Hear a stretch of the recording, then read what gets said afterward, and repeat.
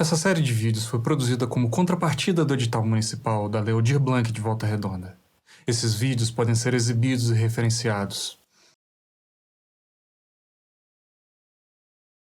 A bateria foi bem gravada. Ela está com um bom timbre quando a gente toca ela em solo. Como a gente já equilibrou os volumes e o panorama e a fase entre os canais, ela já está pronta para jogo. Mas eu tenho umas considerações a fazer.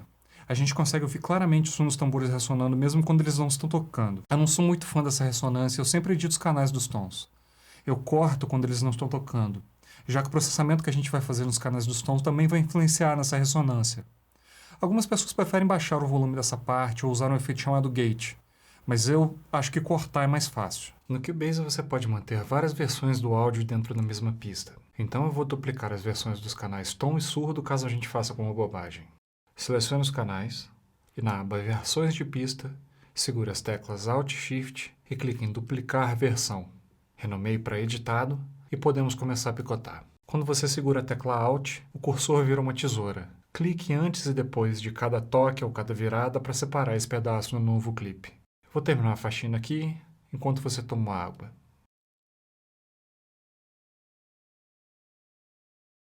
Nesse tipo de edição, a gente precisa fazer uma transição no começo e no final do clipe para evitar qualquer tipo de barulho ou estalo. É só você colocar o cursor na parte de cima, num dos cantos do clipe e arrastar em direção ao áudio. Essa transição no começo se chama Fade In e no final se chama Fade Out. É importante que esses clipes não saiam do lugar e você consegue travar a posição deles. Selecione todos os clipes e nessas informações aqui em cima, aonde está escrito Lock, você escolhe Position. Assim como eu comecei colocando os efeitos no Master Bus, eu vou começar a mexer no som da bateria pelo subgrupo que a gente criou lá atrás. Mais uma vez eu coloquei o magneto, mas dessa vez eu estava interessado na saturação. Esses plugins que simulam equipamentos analógicos tentam imitar também o funcionamento desses equipamentos. Então sempre que você aumenta o ganho de entrada, eles tendem a saturar. É uma saturação agradável que tira um pouco dessa característica precisa do áudio digital. E eu uso isso bastante porque eu acho que dá personalidade ao som. Aqui no range eu só tirei os graves e agudos extremos. E se a gente ouvir o efeito em solo, a gente vai perceber que só mesmo as extremidades não estão sendo afetadas. Esse plugin tende a deixar um pouco mais agudo, então eu compensei tirando um pouco no ajuste das frequências altas.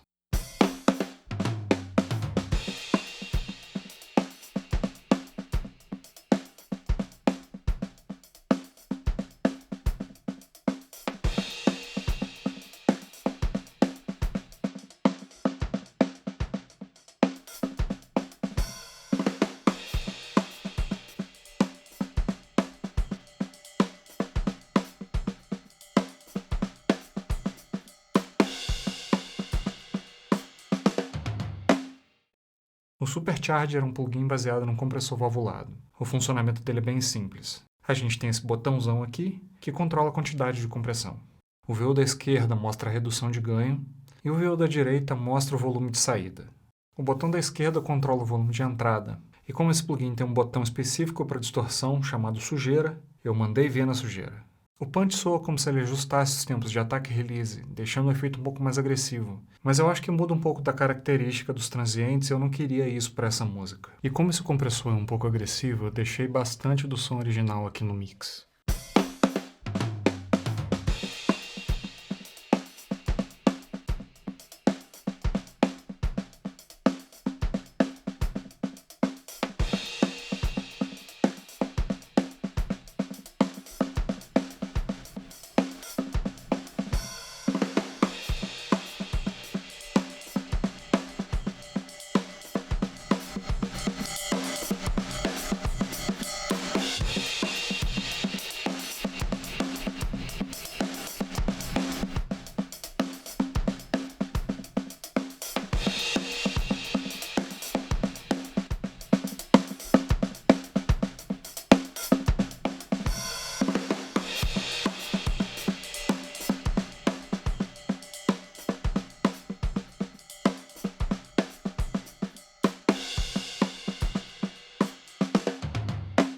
Depois do compressor, eu usei um equalizador para tentar trazer de volta um pouco mais de definição nos pratos e hi-hat.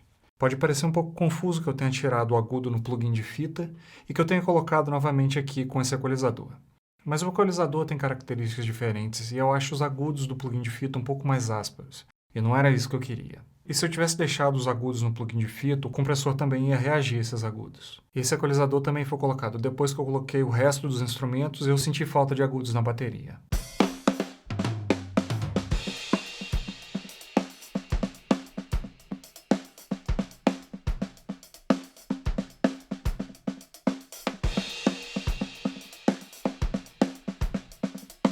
Eu decidi criar um subgrupo para os overs e colocar efeitos só nesse subgrupo. Então o caminho do sinal é o seguinte: os canais dos overs são a fonte sonora e eles vão para o subgrupo over auxiliar. Esse subgrupo vai para o grupo bateria auxiliar e esse grupo vai para a saída principal. Os overs têm um tratamento bem simples, somente um equalizador para corrigir algumas ressonâncias e um compressor que atua basicamente quando a caixa toca. O equalizador começa com um filtro nas frequências graves. Abaixo de 80 Hz ele começa a reduzir gradualmente o volume.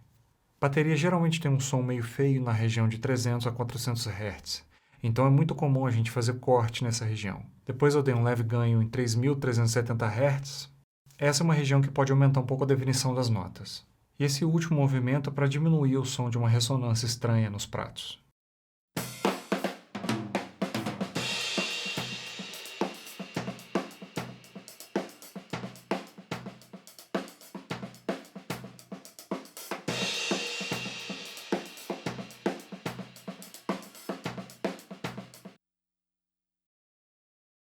Além do microfone, esse boom foi captado com alto-falante. Microfones e alto-falantes funcionam de um jeito muito parecido. A cápsula do microfone vibra e gera um sinal elétrico.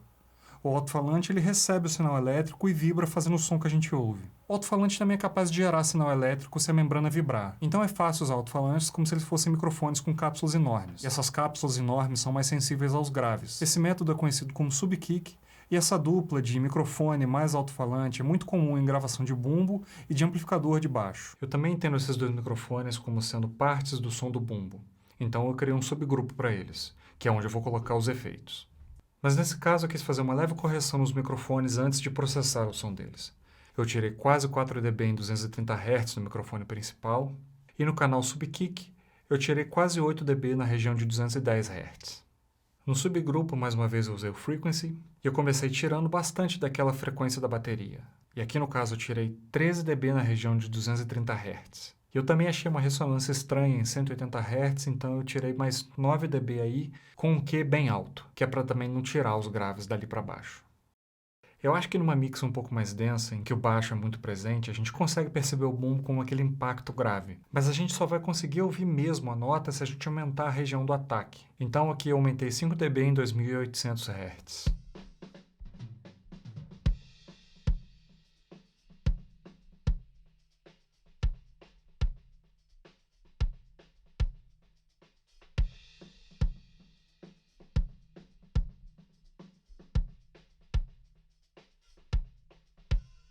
Eu queria reforçar mais o subgrave, mas ao invés de aumentar essa região com o equalizador, eu usei um gerador de subharmônicos. Os subharmônicos são frequências geradas abaixo da frequência fundamental. Nesse caso, eu usei o BX Filter. Nesse plugin você controla os ganhos de entrada e saída, ou seja, antes e depois do efeito.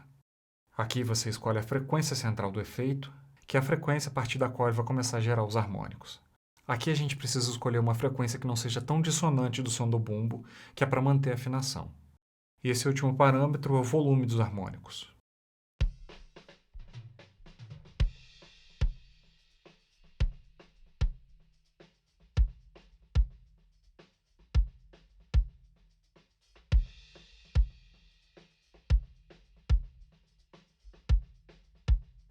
Depois eu usei um limiter. Limiter é um tipo de compressor, só que ele é mais nervoso. Você estabelece um limite, que é o output, e dali para cima nada vai passar. Você pode aumentar o volume de entrada o quanto quiser, mas nada vai passar desse limite. Mas aqui eu só queria um pouco de consistência no volume para que todos os toques ficassem aparentes.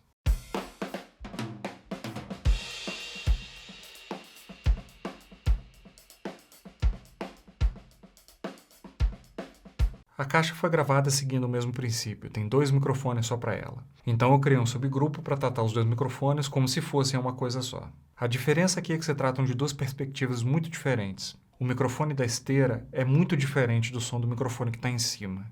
Isso faz com que juntar esses 2 microfones em um subgrupo não seja tão necessário, mas para mim faz mais sentido processar os 2 ao mesmo tempo.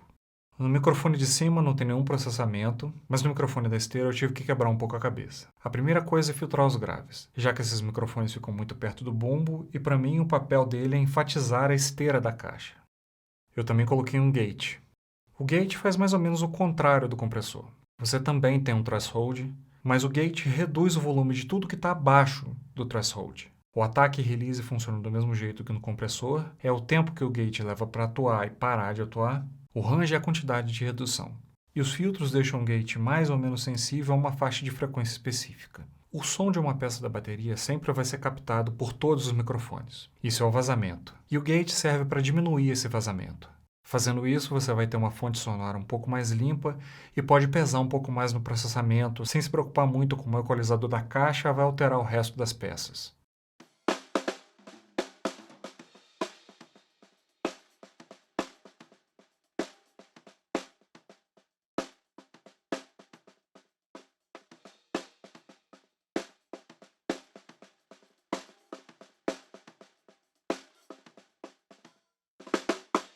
Eu usei um compressor em seguida.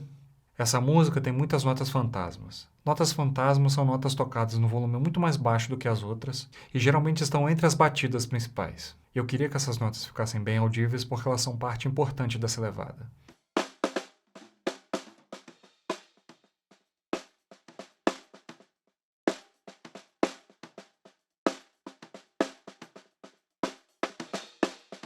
O Envelope Shaper é basicamente um controle de volume entre o transiente, que é a primeira parte da onda sonora, e a ressonância, ou o sustain dessa onda.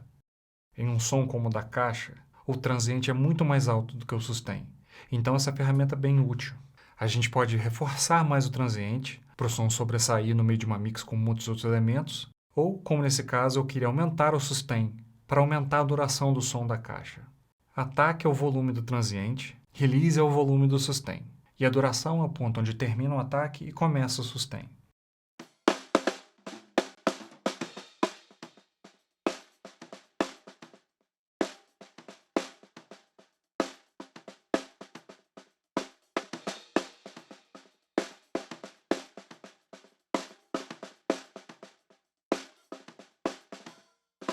Eu ainda usei 2 plugins bem interessantes. O Fresh Air, que é um excitador de frequências. Eles geram um harmônico acima da frequência fundamental. Ele é bem simples, você controla apenas a quantidade de médio agudos e super agudos. Você tem um botão de liga e desliga e um volume de saída que é útil para reduzir qualquer ganho que esse plugin possa adicionar.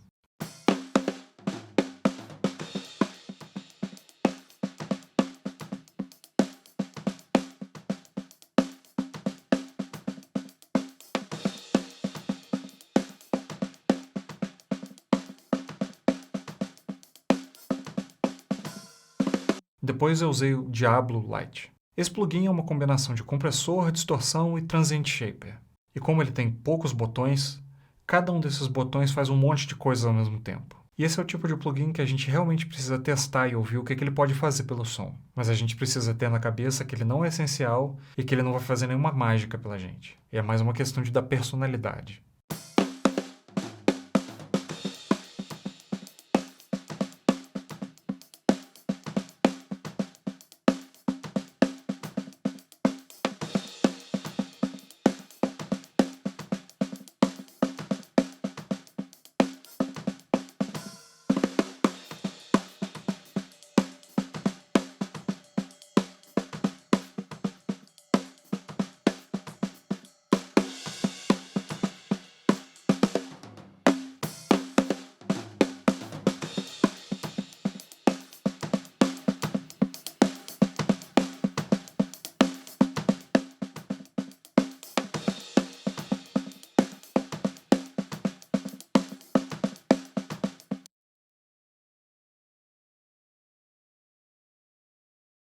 No hi-hat eu só usei um equalizador para cortar os graves, Eu também tirei um pouco daquela ressonância típica da bateria. Nessa gravação ela se encontra entre 200 e 300 Hz. Deve ser por causa da sala onde ela foi gravada.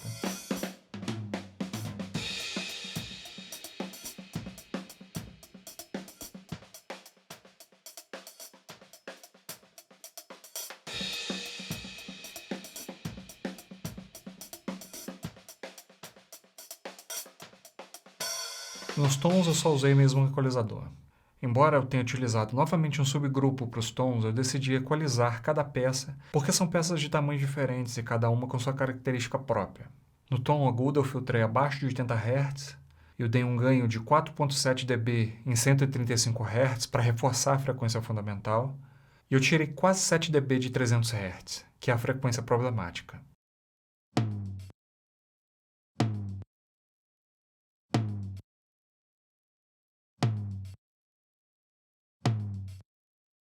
No surdo eu só tirei bastante da ressonância, que aqui estava em 335 Hz.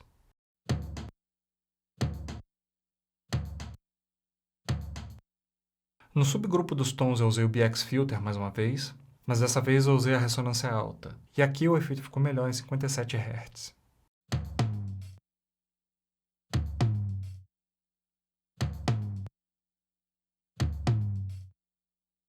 Na maior parte do tempo você consegue o som que você quer usando apenas o equalizador e compressor. Então eu acho que é onde você precisa concentrar a maior parte do esforço.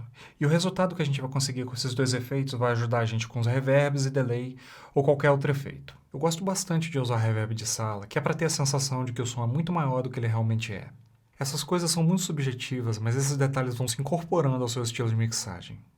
Efeitos como reverb precisam estar em canais separados. Desse jeito você tem a opção de usar o mesmo efeito para vários canais diferentes. No Cubase você tem um canal dedicado a efeitos. Você clica nesse sinal de mais e escolhe adicionar canal de efeitos. Aqui você dá um nome para o canal, eu chamei de Batera Room, e você pode escolher o efeito. Nesse caso eu escolhi o Reverence, que é um efeito que vem com o Cubase. Usando esse tipo de efeito num canal separado, não tem necessidade do som original passar por aqui. Então você deixa sempre o mix em 100%. Agora você precisa mandar algum som para esse canal. Para fazer isso você usa o Sends. O Sends manda uma cópia da saída do canal com volume independente. Agora a gente escolhe o canal de efeito que a gente acabou de criar e ligamos o Send. Eu quero mandar o volume todo da bateria para lá, então eu deixo em 0 dB. E agora eu posso controlar a intensidade do reverb com o volume do canal do efeito. Nesses efeitos que simulam uma sala real, eu não mexo muito nos controles, que é para não entrar na toca do coelho e ficar 4 horas escolhendo o som de um reverb que vai ficar por trás do som da bateria. Os plugins já vêm com bastante pré-definições, os presets, que você pode escolher um para ser o ponto de partida. Nesse caso eu já tinha um som na cabeça. Eu queria que fosse o som de uma sala grande, mas eu também não queria que fosse uma caverna, nem uma catedral do século XVII. Então eu fui no nome que me pareceu mais amistoso, o Music Academy A.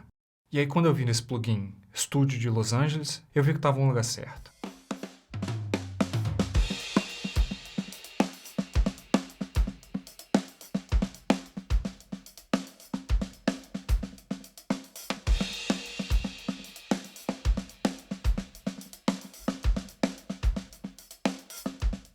Esses reverbs tendem a aumentar a quantidade de graves e deixar tudo mais embolado ao invés de maior. Então, eu usei um filtro para cortar os graves em torno de 80 Hz. Além disso, os pratos da bateria podem deixar ressonâncias estranhas, então eu também corto os agudos com um filtro um pouco mais suave a partir de 800 Hz.